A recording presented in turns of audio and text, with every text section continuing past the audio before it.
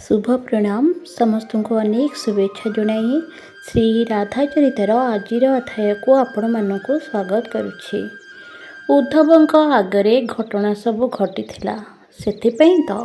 सेथिपई तो उद्धव कहूतिले गोपी मानू तुमे माने तो देह को मध्य त्याग कर दे पार, एपरि त्याग किए करि परिबो। से दिन राधाराणी चेतना शून्य हो जाइथिले। कृष्णଙ୍କ विरहरे देह शीतल हो जाइथिला, देहरु प्राण अलगा हो जाइथिला। निज प्राणधनक विच्छेदरे निज देह को त्याग कर देइथिले से दिन श्री राधा। समस्त सखी बहुत कांदिथिले, अनेक मूर्छित मध्य हो जाइथिले। सारा वृंदावन जेपरि कांदी उठिथिला श्री राधांक एपरि स्थितिरे।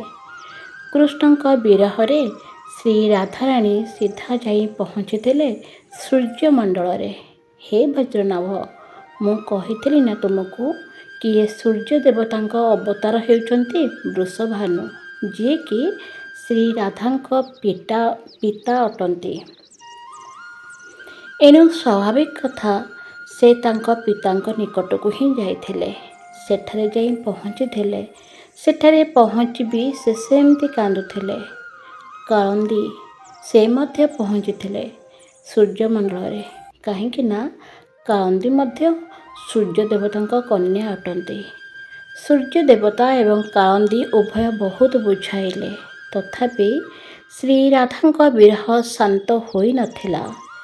एबे आउ कौन करा जीवो भाबी सूर्य देवता एवं काळंदी श्री राधांको वैकुंठपुर श्री विष्णुଙ୍କ निकटକୁ नहीं जाइथिले। एहा भाबिकी कि कृष्ण ही तो विष्णु अटंती। मात्र सेठारे भी श्री राधा आखि खोलिले नाही। बेसी कहिला परे सूर्य देवता श्री राधा एतिके केवल कहिथिले कि श्याम सुंदरଙ୍କ बिना ए नेत्र आउ काहाकू देखिबो नाही। तापरे काळंदी एकांतरे जाई बुझाइथिले श्री राधांको। देख राधे, श्रीकृष्णଙ୍କ ଏହା अवतार लीला अटे। ए अवतार लीला समाप्त पर्यंत आपनको एमती अपेक्षा करिया पड़िबो। एबे चलंतु वृंदावन, सेठारे ही आपनको श्याम सुंदर मिल जिवे। काळंदीଙ୍କ कथा श्री राधांक मन को पाइथिला। से फेरी आसीथिले वृंदावन। समस्त सखी माने आनंदित होई गले। उद्धव मध्य आनंद नाची उठिथिले।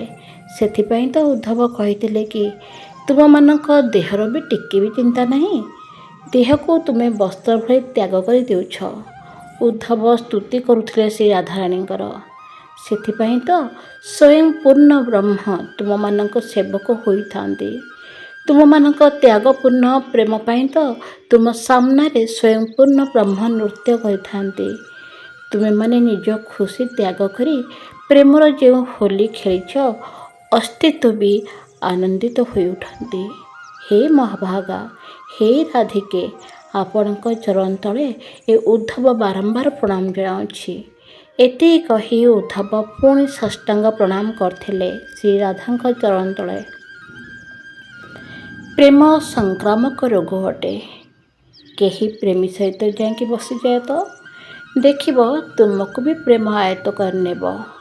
नील आकाश, जह्न, तारा, पक्षी, फूल एमानक सहित किछि दिन मिसिके देख तो, कथा होइके देख, से माने भी तुम सहित कथा कहबा आरंभ करदेबे। काहेकि ना प्रेम एक संक्रामक रोग अटे। ता पाखକୁ जी आसीबो से ताकू धरि नेब।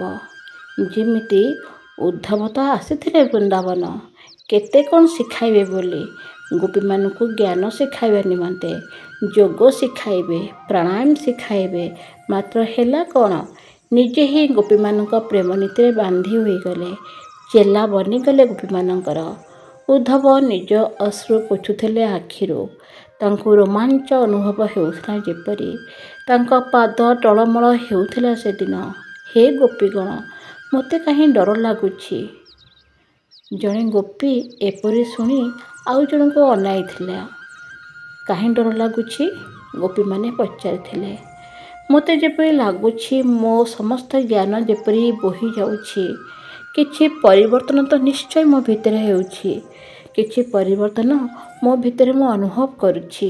କାହିଁ ଏପରି ମୋତେ ଜଣାପଡ଼ୁଛି। ଶ୍ରୀ ରାଧା ଉଦ୍ଧବଙ୍କୁ ସହଜ କରାଇ କହିଥିଲେ। କ'ଣ କହିଥିଲେ ଜାଣିବା ଆଗାମୀ ଅଧ୍ୟାୟରେ। ଧନ୍ୟବାଦ।